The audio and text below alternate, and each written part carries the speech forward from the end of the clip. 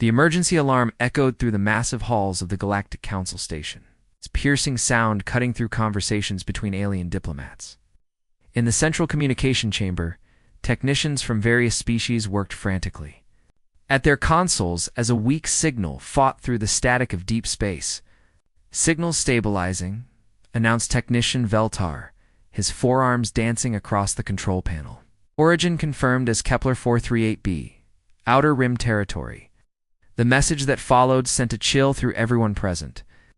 The voice was melodic, like crystal chimes in the wind, but filled with terror and desperation. "This is Colony Leader the Exal of the Zephyrian settlement. We are under attack by Vorthan forces. They have blockaded our world and are systematically enslaving our people. Our cities burn, our children hide in the caves. We request immediate assistance from any council member capable of." The transmission cut to static, then silence. Within minutes, the council chambers filled with representatives from across the galaxy. The Altarians, tall and graceful with their silver skin, whispered among themselves in their musical language. The Centauri delegation, beings of pure energy contained in mechanical suits, flickered with concern. Dozens of other species took their seats, their various forms, creating a bizarre but familiar sight in the democratic heart of galactic civilization. Council Speaker Morden, an ancient creature whose species had helped found the Council centuries ago, called for order.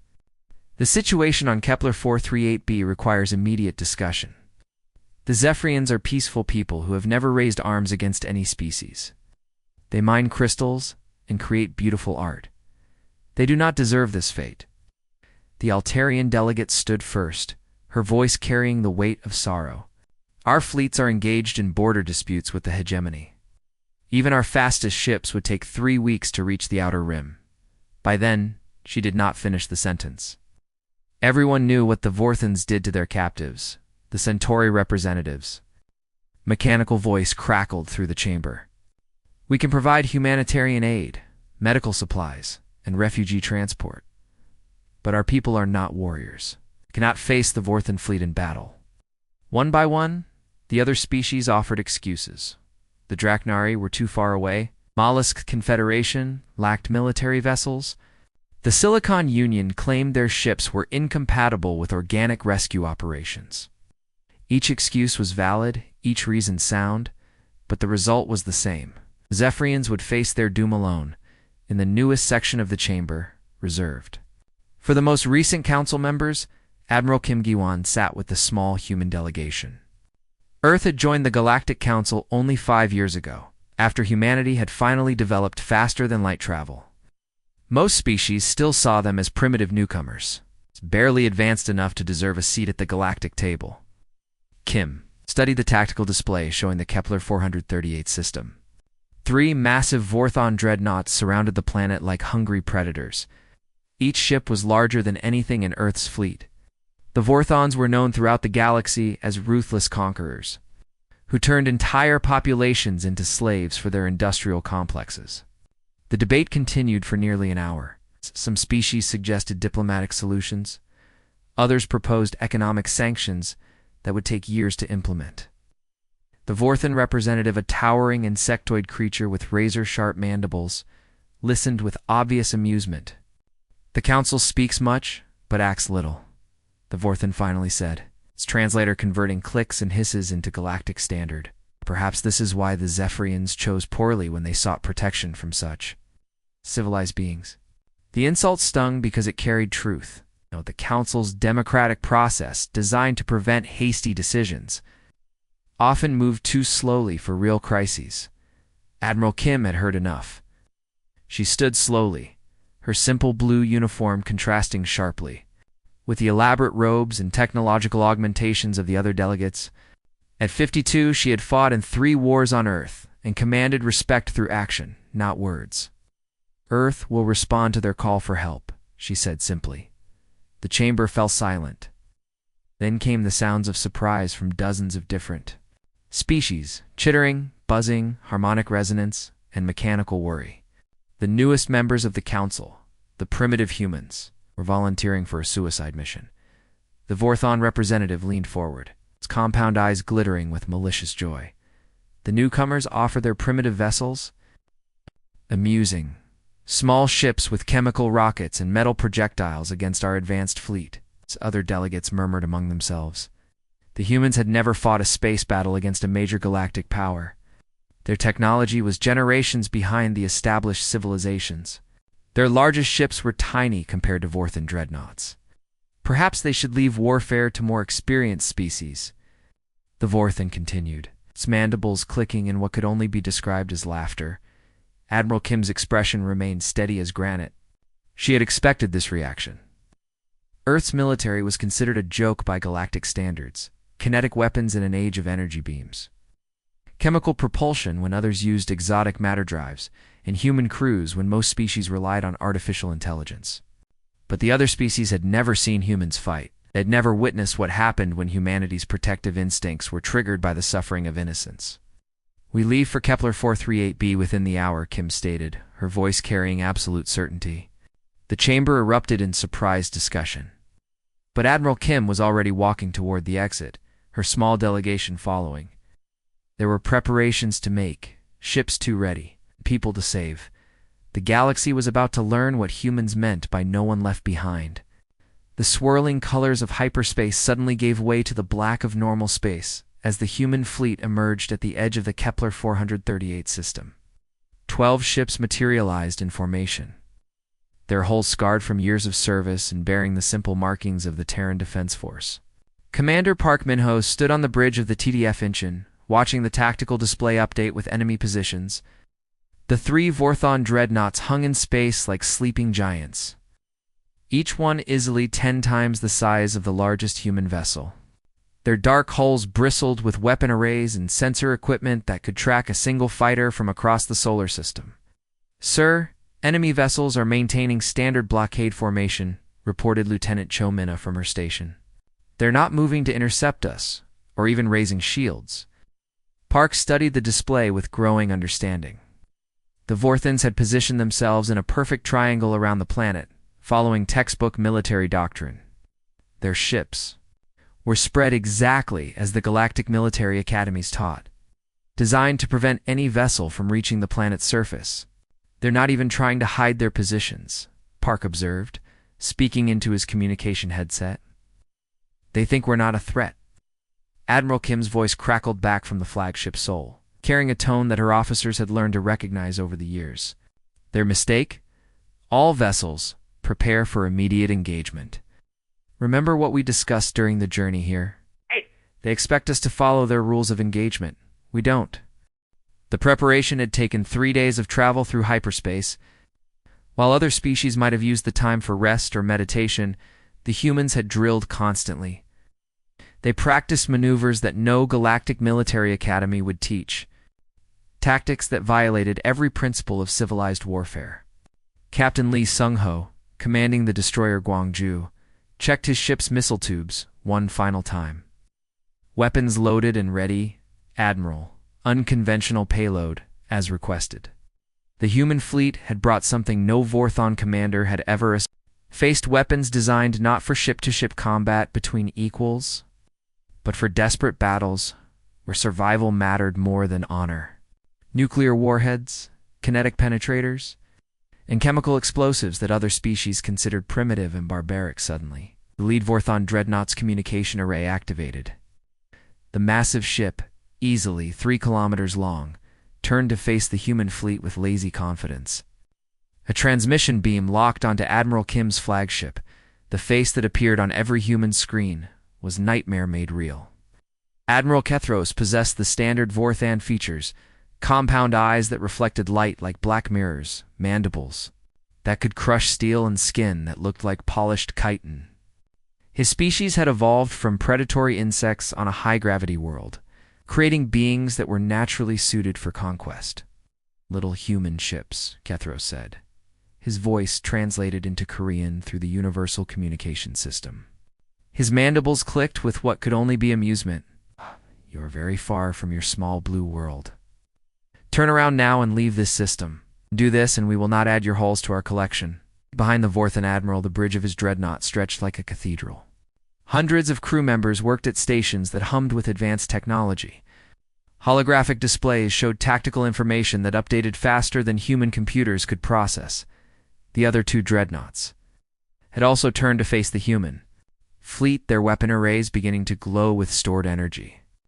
Standard galactic protocol called for a formal challenge, followed by positioning maneuvers, then long-range combat at maximum distance. The process could take hours and usually resulted in minimal casualties for the superior force. Admiral Kim's response came immediately, her voice cutting across all frequencies with simple clarity. All units, weapons free. Attack pattern Alpha. The effect was immediate and shocking. Every human ship suddenly accelerated to maximum velocity, racing directly toward the Vorthan formation. Instead of the cautious long-range engagement that galactic warfare demanded, the humans closed distance as fast as their engines could push them. Commander Park felt the Inchin's acceleration press him into his command chair as the ship's chemical rockets fired at full power. Around him, his crew worked with practiced efficiency, their hands flying over controls as they prepared for close combat.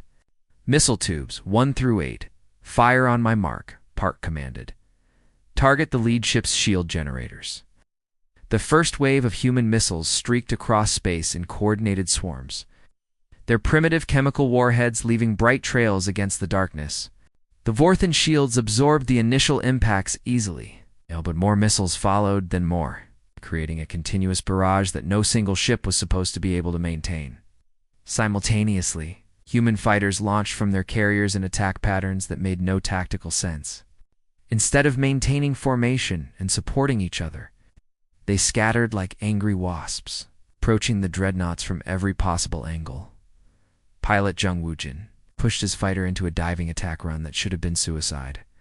His small craft, designed for atmospheric combat on Earth, screamed toward the massive Vorthan ship at speeds that left no room for error or retreat.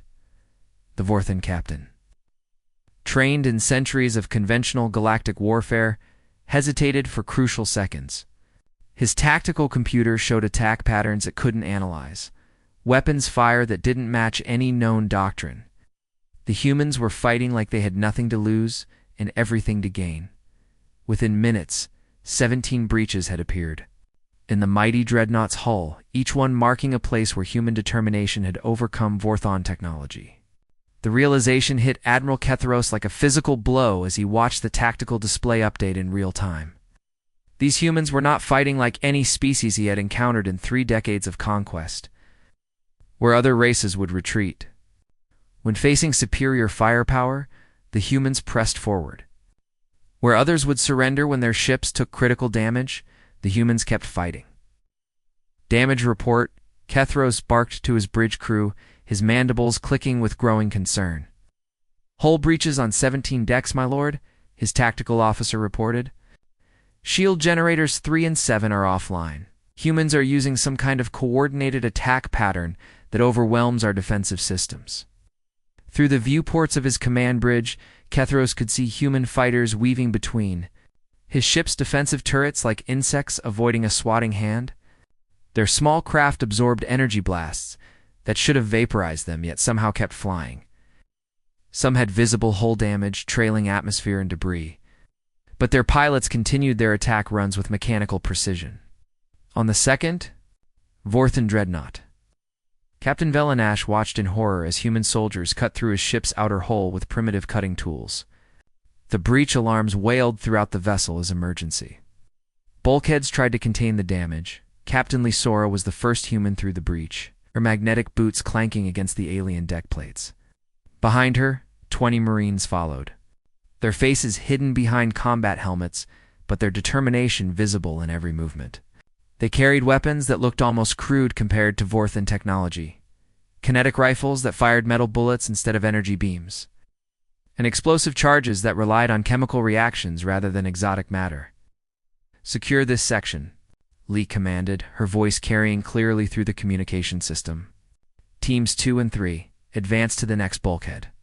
Remember, we're here to disable their weapons, not sightsee." The Vorthan crew members they encountered had never faced ground combat. Their species had conquered through superior technology and overwhelming firepower, not close-quarters fighting. When the humans advanced through the corridors with their battle cries echoing off the walls, many Vorthons simply fled. Those who stood and fought discovered that their energy weapons, designed for long-range space combat, were poorly suited for narrow corridor battles. The humans, trained in urban warfare and shipboarding actions, moved with practiced coordination, using the ship's own structure as cover while advancing relentlessly forward. Meanwhile, on the flagship Sol, the situation had become desperate. Commander Park Min-ho felt the deck shudder beneath his feet as another Vorthon energy beam struck their hull. Sparks flew from damaged control panels, and the acrid smell of burning electronics filled the air. The Sol is taking heavy, Fire Park reported, shouting to be heard over the noise of battle. Hull integrity at 30%, lost main power to decks 7 through 12. Admiral Kim stood at the center of the bridge, her uniform torn and a small cut bleeding on her forehead from flying debris. Around her, the crew continued their duties with grim determination. Lieutenant Cho Mina worked at a damaged console with her left arm in an improvised sling. Chief Engineer Bei Taiyang crawled under a control panel to manually reroute power while sparks showered around him. The main view screen flickered, showing the massive Vorthon command ship that was systematically destroying the human flagship with precise energy blasts. Each hit sent tremors through the Sol's structure, and Kim knew they had perhaps minutes. Before the ship broke apart completely, damage control teams report fires on multiple decks, came a voice over the communication system. Medical Bay is requesting immediate evacuation for critical wounded. Kim looked at the tactical display, calculating distances and angles with the cold precision that had made her Earth's youngest admiral. The Vorthon command ship was focusing all its firepower on the Sol, trying to eliminate what it perceived as the greatest threat to the fleet's coordination. All remaining ships concentrate fire on the command vessel, she ordered into her headset. Everything we have left, surviving human vessels now reduced to 8 from the original 12, turned their weapons toward the enemy flagship. Their combined firepower barely registered against the massive ship's shields, but it served to distract the Vorthon gunners for crucial seconds. "Admiral, what are you planning?" Commander Park asked, recognizing the look in his commanding officer's eyes. Kim's smile was cold as the vacuum of space around them. "Sometimes the most primitive tactic is the most effective. Min-ho, prepare evacuation pods for my crew. All hands abandon ship in 60 seconds. Park's eyes widened with understanding. "Admiral, you can't mean to full power to engines, Kim?" commanded, her voice carrying to every station on the bridge. "Set collision course with their flagship. Computer, prepare for ramming speed." The Sol's damaged engines roared to life one final time, pushing the battered ship toward the Vorthon command vessel. Throughout the ship, crew members ran for the escape pods. Following evacuation procedures they had drilled countless times, but never expected to use. At the last moment, as the distance closed to mere kilometers, the remaining crew launched themselves into space in small escape pods. The Sol, now guided only by its artificial intelligence system, maintained course toward the enemy ship. The collision, when it came, lit up the entire system like a new star being born. The explosion tore through both vessels, crippling the Vorthon fleet's coordination network and proving that sometimes the oldest tactics were still the most effective. The transport ships descended through Kepler 438b's thin atmosphere like metal. Angels, their hulls still bearing scorch marks from the space battle above. As the landing ramps lowered, human soldiers stepped onto alien soil for the first time, their boots crunching on crystalline sand that sparkled with unnatural colors. "Sergeant." Yoon Dae-ho adjusted his rifle strap and surveyed the landscape before him. What should have been a beautiful alien world looked like a scene from humanity's worst nightmares. The Zephyrian cities, once famous throughout the galaxy for their crystal spires that sang in the wind, now lay in ruins. Massive mining machines had torn through the delicate structures, leaving behind only broken fragments that no longer caught the light. "Stay alert," Dae-ho whispered to his squad as they moved through what remained of the settlement's main street. "Intelligence reports say there are still Vorthon ground forces in the area. The first Zephyrians they encountered were hiding in the basement of a collapsed building, These beings, made of living crystal that normally glowed with soft inner light, looked like shadows of their former selves. Their natural luminescence had dimmed to barely visible flickers, and many showed cracks in their crystalline skin from overwork and malnutrition. Private Kim Soo-jin, the squad's medic, knelt beside a young Zephyrian who couldn't have been more than a child by their species standards. The small being's crystal body was clouded with exhaustion, and several of their limbs showed stress fractures. "It's okay," Soo-jin said softly, even though she knew the alien couldn't understand her words. The tone of her voice seemed to reach across the species barrier, and the young Zephyrian's glow increased slightly. "We're here to help," the Zephyrians communicated through harmonic resonance, creating musical tones that carried meaning across vast distances. But fear had silenced many of them, and the few sounds they made were barely audible whispers of melody. Medical Team 2, Sector 7, Daeho called over his communication device. "We have wounded civilians here. Bring the portable translation units." As more human soldiers arrived, a strange transformation began to occur. These same warriors who had fought with terrifying brutality in the space battle above now moved with incredible gentleness. Corporal Lee Jin-ho, who had personally destroyed a Vorthon fighter with his bare hands during the boarding action, now carefully lifted an injured Zephyrian elder and carried them to the medical station. The human rations, designed for long space voyages, were shared without question. Soldiers gave up their own meals to feed the starving aliens, using hand gestures and simple drawings to communicate when the translation devices failed. Colonel Ohijin established her command post in what had once been the settlement's central plaza. Around her, human forces worked with military efficiency to organize the rescue operation. Teams of soldiers searched every building for survivors while engineers worked to restore basic utilities. "Squad leaders, listen carefully," Colonel O announced over the communication network. "Our primary objective is the protection of civilians. Any Vorthan forces that surrender will be treated according to galactic law. Those who resist will be eliminated." The hunting of remaining Vorthon ground forces became a systematic operation. Unlike the chaotic space battle, this was methodical and precise. Human soldiers trained in urban warfare moved through the ruined city with deadly efficiency. They found Vorthan slave masters hiding in mining facilities, and Vorthan soldiers attempting to escape with stolen Zephyrian artifacts. The contrast was striking. The same humans who showed infinite patience with frightened aliens became implacable. Hunters, when facing their oppressors, Sergeant Yoon's squad cornered a group of Vorthan soldiers in an abandoned mining complex.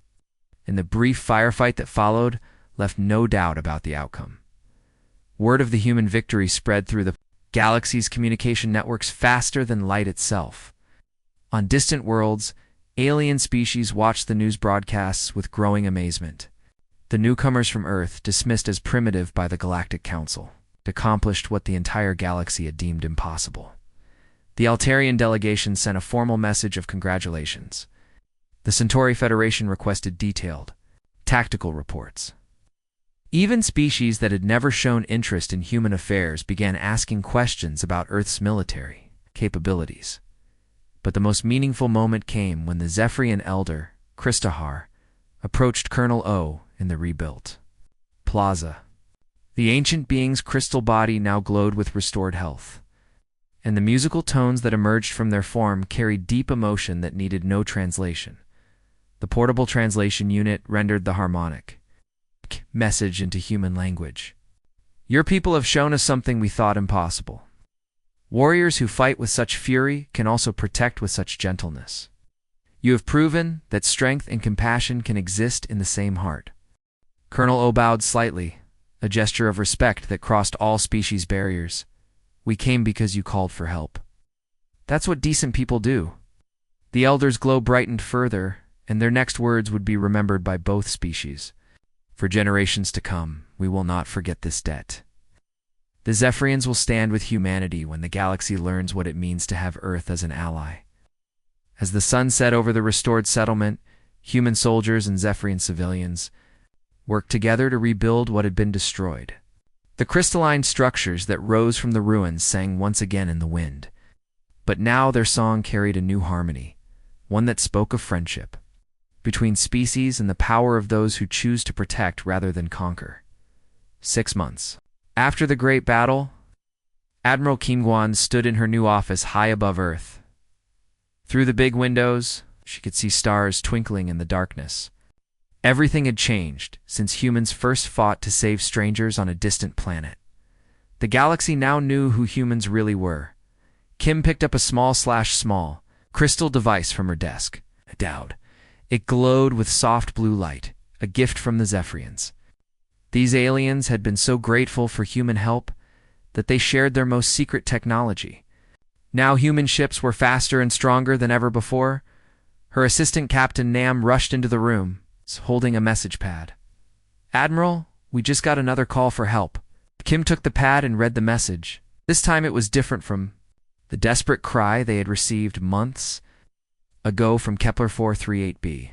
The words were formal and respectful. "We asked the Great Tehran Defense Force to help us. Please send your powerful fleet to save us." The message came from colonies near the star Vega. Space pirates were attacking innocent people there, trying to capture them as slaves. Kim felt anger rise in her chest. She had seen what these cruel aliens did to helpless families. "Get me Captain Park," she ordered. Soon, the face of Captain Park Min-ho appeared on her screen. He was now in command of the newest and biggest human warship, called Busan. Behind him, Kim could see his crew working quickly at their stations. "What are your orders, Admiral?" Park asked. Kim looked out at the stars again. She remembered the old alien who had spoken to her after the battle. He had said something important about humans finding their place in the galaxy, not as rulers or smooth talkers, but as protectors of the weak. "Tell all our ships to get ready for battle," Kim said firmly. "Send this message to every human captain. When innocent people cry for help, Earth will always answer." Within hours, the human fleet was moving through space. Word spread quickly among the alien worlds. The humans were coming again, and everyone knew what that meant. For the good aliens who lived peaceful lives, it meant hope. They whispered stories to their children about the brave humans who traveled across the galaxy to fight monsters. Parents pointed to the stars and said, "If bad things ever happen to us, the humans will come." But for the evil aliens who hurt others, the news brought fear. In dark corners of the galaxy, pirate leaders and slave traders met in secret meetings. They looked at maps showing where human ships were going and quietly changed their own plans. 1. A group of raiders had been planning to attack a mining colony near Jupiter. When they heard human warships were nearby, they decided to find easier targets far away. Another band of space criminals was going to steal children from a farming planet. They quickly flew away when scouts reported seeing human patrol ships. Galaxy was learning a new truth. Humans might be young compared to aliens who had traveled space for thousands of years. But humans had something special that many old civilizations had forgotten. They would risk everything to save complete strangers. On distant worlds, alien children played new games. Instead of pretending to be ancient space warriors or mighty emperors, they pretended to be human soldiers. They would shout, "Don't worry, Earth is coming to help," as they ran around their playgrounds. In the great meeting halls where alien leaders made important decisions, the mood had changed completely. Before, when humans spoke, many aliens would laugh or ignore them. Now, when human ambassadors entered a room, everyone stood up and listened carefully.